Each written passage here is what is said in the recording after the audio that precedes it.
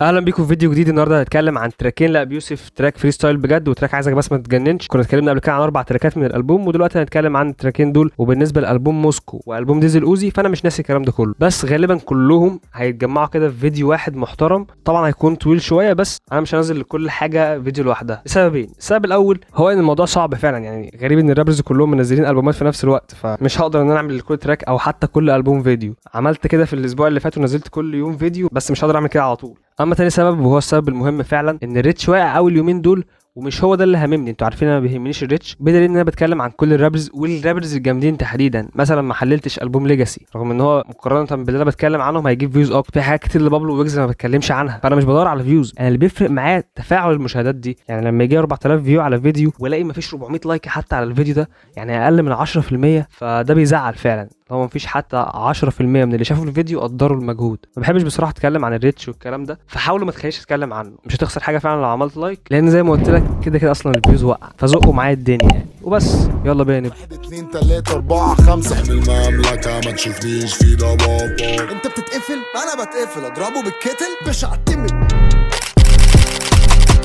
زيك هفا صوته قطع كانه دخل نفق، مش حوار كانه اخد قفا. يأس اللي كسر انا بغلب الكلام ده، في بجد ممكن توزن بغلب الكلام ده، لا شقلب التلف. لو ما كنتش اتولدت كان في مصر ده بيتدفن.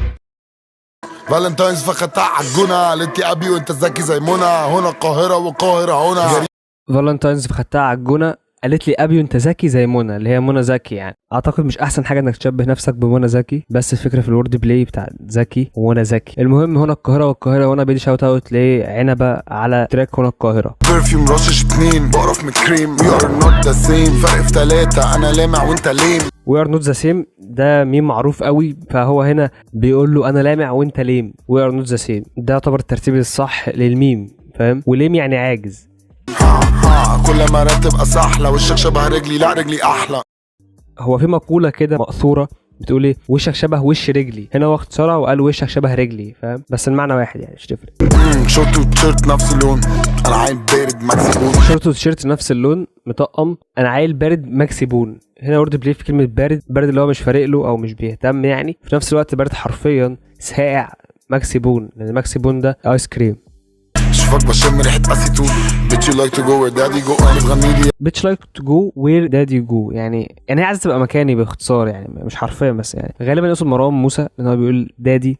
اي نعم دادي دي مش دليل على اي حاجه، بس يعني احساسي يعني، فاهم؟ عشان هو بيقول مع مروان موسى ابنه ودادي وهو عايز مكانه. بتغني لي يا ليل يا عين سلطان، كانيو للوين ودريك كندريك فاشل زي. بتغني لي يا ليل يا عين سلطان، قصد سلطان في مسرحيه العيال كبرت لما كان بيقول يا ليل يا عين ولا عين يا ليل، بيقول كانيو للوين ودريك كندريك. اشمعنى كندريك يعني؟ وبما ان التراك ده فري ستايل فيعني عادي، ابي يوسف بيقول على الحاجات اللي هو بيحبها ولا ما بيحبهاش، فبيقول هو بيحب مين في الراب وما بيحبش مين في الراب، او مع صاحبه بيقول ما بيحبش مين، بس اصلا مالش هو بيحب مين. فاشل زي فيلم وش اجرام، بس الفيلم ده حلو يا اسطى، بس مش بالنسبه لي. بدل الجرام. هنا بقى بنرجع على شخصيه ابي يوسف الريفيور، زي كده تراك صباح الخير السنه اللي فاتت، واللي ذكر فيه بتاع 8 افلام او اكتر مش فاكر. كنت قلت كده في تحليل التراك ان هو قلب ريفيور افلام، فهنا بيكمل بقى، فاهم؟ وبيقول لنا فاشل زي فيلم وش اجرام، بس الفيلم ده حلو يا اسطى. فيلم وش اجرام هو فيلم محمد هنيدي طبعا، يعني اعتقد كلنا عارفينه. فهنا بس بيقول ان هو فاشل بس حلو، بس مش بالنسبه لي، فانا مش عارف هو عايز ايه، بس مش بالنسبه لي. بدل الجرامي فيلا في مراسي، محدش شاف مسلسل الجزء الثاني. بدل الجرامي بفيلا بمراسي، يعني هو مش عايز الجايزه التقديريه، لا هو عايز فلوس. ما تجيش تقول له انت جامد، لا اديله فلوس. ده اللي هو عايز يوصله من البار، ان هو الفيلا في مراسي عنده اقيم او اهم من ان هو ياخد جايزه زي الجرامي اللي هي اهم جايزه بياخدها الرابر. يا اسطى بالنسبه لك سوق الهبل يا اسطى، بص قدامك مرات. سوق الهبل يا اسطى بص قدامك. هنا عايز يعمل ورد بلاي في ان هو انت بتسوق في الهبل، اللي هو بتزودها يعني في الهبل، وفي نفس الوقت بتسوق حرفيا بص قدامك عشان انت سايق بقى وكده. الجاكيت ده من الوكاله براند، فبسيب علامه خربش كاريرك لحظه تفوتني لو بربش.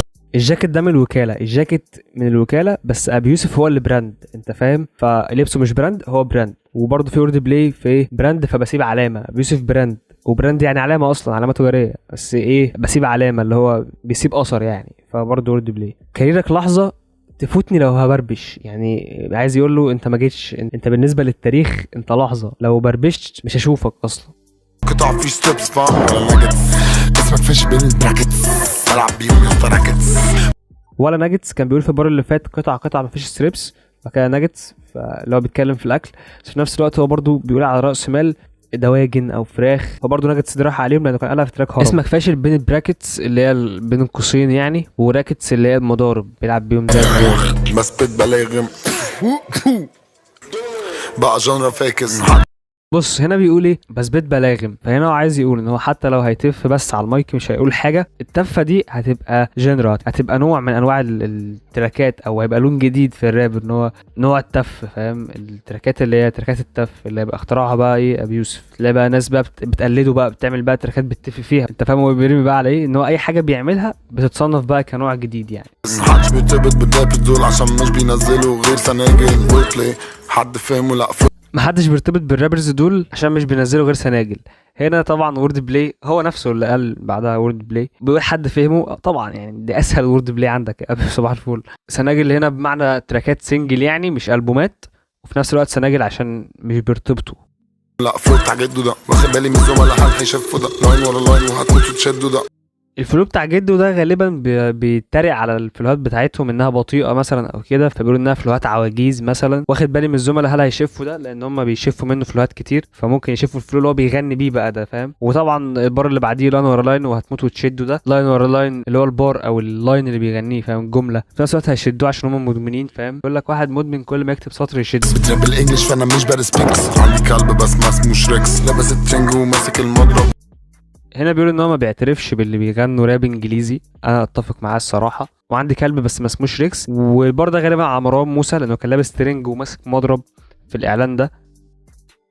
بقول هوز نيكست ما ردتش بعتت تو تكس برضه مش هرد تلف كتير ضربه كبتاجون. هنا بقى بيشبه نفسه ان هو واقف في ملعب وبيقول هوز نيكست، كل شويه يكسب حد ويقول مين عليه الدور بقى يجي يخسر تاني، وما ردش عليها فبعتت له تو تكست رسالتين وبرضه مش هيرد عشان هو كارف. وبتلف كتير ضربه كبتاجون، ودي حاجه برضه فاهم انها المخدرات. المهم يعني ان هو غالبا عايز يعمل وورد بلاي في كلمه بتلف كتير. بتلف معروفه هي اللي بتلف، او بتلف لما بتلف سجاير، او يمكن بتلف وتدور. بس الفكره ان الثلاث معاني دول مفيش اي دليل على واحد منهم.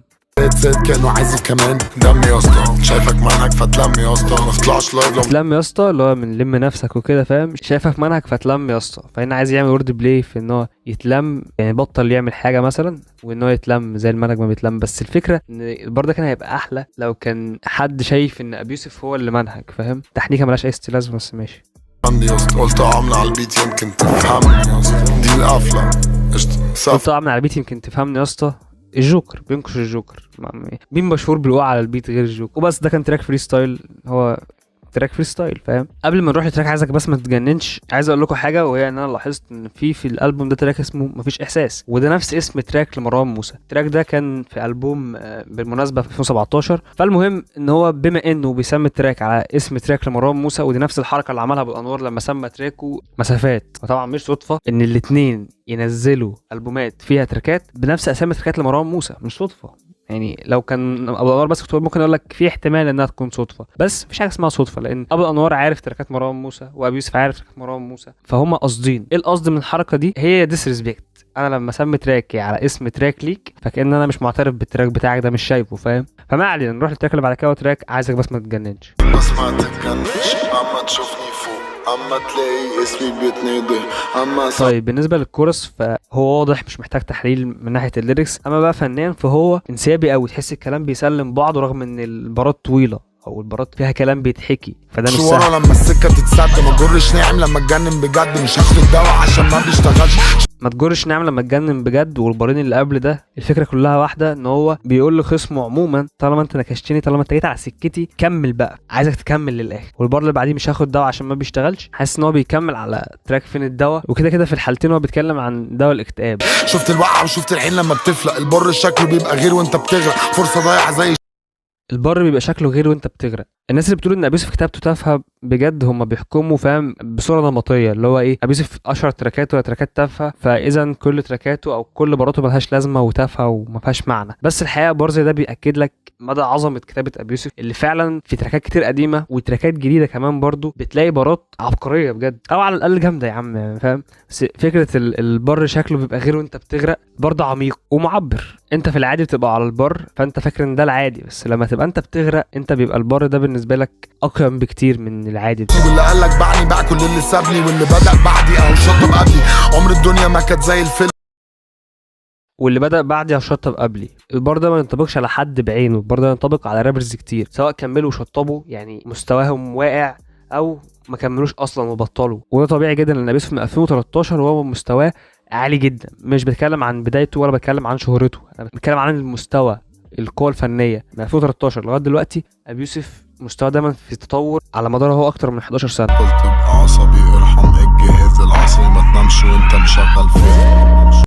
هنا بيقول ارحم الجهاز العصبي ما تنامش وانت مشغل فيلم. بص بره بقى عن التحليل وعن الكلام ده، يا ريت الناس تنام وهي مشغله افلام، لان بجد اللي بقى بيحصل دلوقتي ان الناس بقت بتنام على فيديوهات يوتيوب زي مثلا، ودي حاجه كويسه نسبيا، زي ما انك تشغل فيلم كويس نسبيا لانك تشغل فيديو على اليوتيوب، انك تشغل فيديو على اليوتيوب كويس نسبيا لانك تنام وانت مشغل ريلز او تيك توك او شورتس مثلا على اليوتيوب. بس نصيحه بجد، حاولوا على قد ما تقدروا تبطلوا الموضوع ده. لو انتوا بتناموا مثلا على ريلز او فيديوهات تيك توك او اي حاجه من الحاجات دي تبطلوا. انا الصراحه بنام على فيديوهات يوتيوب طويله، فاهم، سواء بودكاست او اي حاجه بتبقى فوق النص ساعه، بس حاولوا تبطلوا ده على قد ما تقدروا بجد، عشان بالمنظر ده مش عارف احنا مستقبلنا هيبقى عامل ازاي يعني، فاهم. عندنا مشاكل عصبيه ونفسيه ومشاكل جسمانيه، فاهم، مفيش حد فينا ظهره ما بيوجعوش. ضيف لكل ده بقى انت هتبقى مشتت ذهنيا بشكل مش طبيعي. انا حاسس الصراحه ان التراك سهل فمش محتاج ان احنا نتكلم فيه كتير، وفي حاجات اهم فكل ما بتيجي فرصه بحاول اتكلم فيها على قد ما اقدر. مش الكلام اللي قلناه في اول الفيديو، تنساش لايكك سبسكرايبك وكل الكلام ده. استنوا الفيديو اللي قلت لكم عليه اللي انا هتكلم فيه عن كل الالبومات اللي نزلت وبس. اشوفكم في فيديو جديد.